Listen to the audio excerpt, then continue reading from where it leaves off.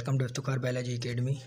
पिछले क्लासेस में हम डिस्कस कर चुके हैं मैट्रिक क्लास की बायोलॉजी के टॉपिक जो बॉटनी के ऊपर थे, प्लांट्स के ऊपर थे, स्टोमेटा के बारे में या प्लांट्स में कैसे गैसेस एक्सचेंज होती है और रेस्पिरेशन। तो आज का हमारा टॉपिक जो है गैसेस एक्सचेंज इन एनिमल्स। तो गैसेस एक्सचेंज एनिमल्स में कैसे होती है, तो आज हम वो पढ़ेंगे।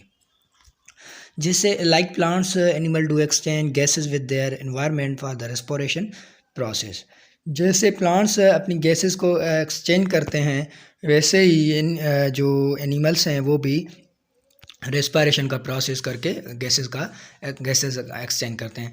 ठीक है, तो हाँ, आपको मैंने पीछे पढ़ाया हुआ है, फोटोसिंथेसिस मैंने पढ़ाया था आपको, रेस्पिरेशन भी पढ़ाया था।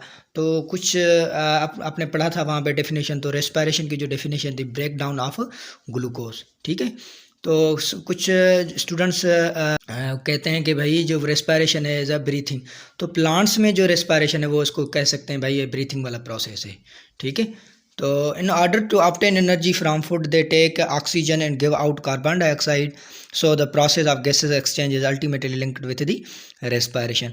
तो एनर्जी जो है फूड में से ली जाती है और ऑक्सीजन को बाहर निकाला जाता है और कार्बन डाइऑक्साइड को अंदर प्लांट जो हैं वो ऐसा करते हैं, अंदर लेते हैं कार्बन डाइऑक्साइड को। जो एनिमल्स हैं वो ऑक्सीजन को क्या करते हैं, इनटेक करते हैं और कार्बन डाइऑक्साइड को बाहर निकालते हैं। ठीक है, तो इस ये प्रोसेस है वो लिंक्ड है किसके साथ, रेस्पिरेशन के साथ है।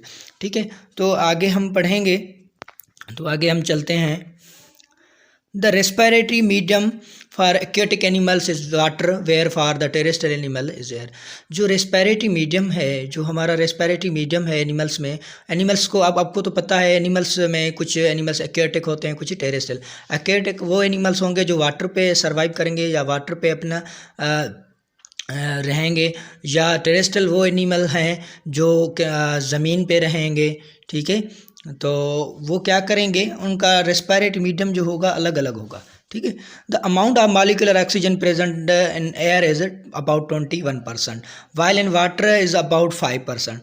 तो जो ऑक्सीजन का अमाउंट है आपको पता है, तो 79 जो है, नाइट्रोजन है हमारे पास 78, समटाइम 79, 0.004 या 3 जो है कार्बन डाइऑक्साइड है, और 21% जो है हमारे पास ऑक्सीजन है। ठीक है, उसमें से उस 21% में से जो वाटर में 5% ऑक्सीजन प्रेजेंट है। ठीक है, तो in order to exchange gases animals have respiratory surfaces. तो in unicellular organisms like protozoa the plasma membrane serve as a respiratory surface. आपको पता है जो एनिमल्स हैं वो गैसेस एक्सचेंज करते हैं रेस्पिरेटरी सरफेसेस के थ्रू। रेस्पिरेटरी सरफेसेस क्या होंगी, तो हम नीचे पढ़ेंगे। रेस्पिरेटरी सरफेसेस ऐसा कह सकते हैं कि भाई हमारी जो लंग्स के एल्वेलाइज हैं वो उनको रेस्पिरेटरी सरफेसेस कैसे, उनके ऊपर पोर्स होंगे।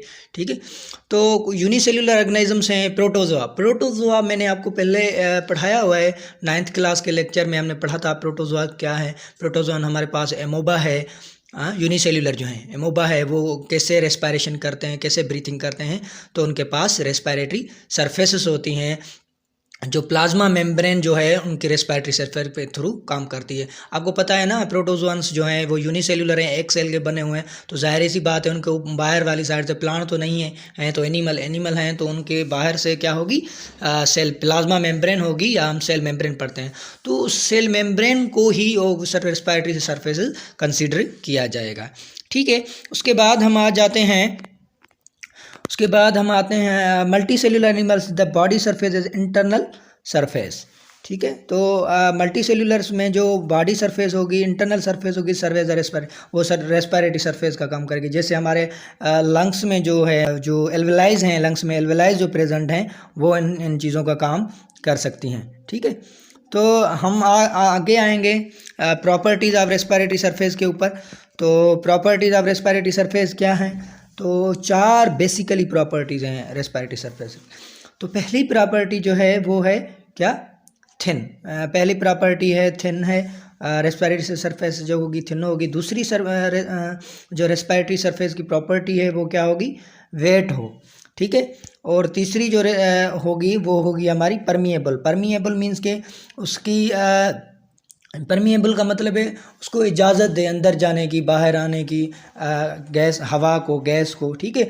नंबर 4 जो है large in relation of the volume of the body, तो वो बॉडी की रिलेशन से वो क्या हो, उसका वॉल्यूम जो हो वो ज़्यादा बड़ा हो या वो ज़्यादा बड़ी हो बॉडी की रिलेशन। कैसे बड़ी हो, जैसे आप कंसीडर करें कि हमारे पास जो है स्किन है, जो हमारी स्किन है और जो हमारी लंग्स के एल्वेलाइज हैं वो 20% हमारी बॉडी से ज़्यादा है। तो प्रोपोर्शन ऑफ रेस्पिरेटरी सरफेस है हमारे पास, अब इसको थोड़ा पढ़ेंगे तो वो क्या है, हम proportion of respiratory it must be sufficiently large enough to exchange gases for all the cell of the body. For example the total surface area of the respiratory surface in human is about 20 times to the size of the body. तो यही बात मैंने पहले भी आपको बता दी कि आपकी ह्यूमन बॉडी के जो रेस्पिरेटरी सरफेस है वो 20 टाइम्स क्या है, ज़्यादा है, ठीक है। तो ये है रेस्पिरेटरी सरफेसेस का प्रोपोर्शन है हमारे पास। तो उसके बाद हम आ जाते हैं ये हमारे पास एग्जांपल दी गई है रेस्पिरेटरी सरफेस लार्ज एरिया। तो an increase surface for gases exchange allow a faster rate of diffusion to supply oxygen and remove carbon dioxide. तो सरफेस जैसे बड़ी होगी वो क्या करेगी, वो गैसेस की एक्सचेंज करेगी फास्टर रेट में, ज़्यादा से ज़्यादा स्पीड में करेगी। क्या करेगी कि ऑक्सीजन को अंदर सप्लाई करेगी, क्या करेगी, ऑक्सीजन को अंदर सप्लाई करेगी और यहाँ से ऑक्सीजन को अंदर सप्लाई करेगी और जो कार्बन डाइऑक्साइड को बाहर रिमूव कर देगी। यहाँ से कार्बन डाइऑक्साइड को ज़्यादा से ज़्यादा रिमूव करेगी, जैसे ऑक्सीजन इंटरनली स्पेस खाली होती जाएगी और कार्बन डाइऑक्साइड बाहर निकलती जाएगी और ऑक्सीजन अंदर आती जाएगी। It is also necessary to compensate for the small surface area to volume relation of the animal body. तो इसीलिए हमारे पास कंपलसरी है, नेसेसरी है कि हमारी बॉडी में जो रेस्पिरेटरी सरफेसेस हों वो ज़्यादा बड़ी हों, उनकी वॉल्यूम रेशियो से क्या हों, वो ज़्यादा बड़ी हों। तो अगले लेक्चर में मिलते हैं। अल्लाह हाफिज़। चैनल को लाइक करें, सब्सक्राइब करें।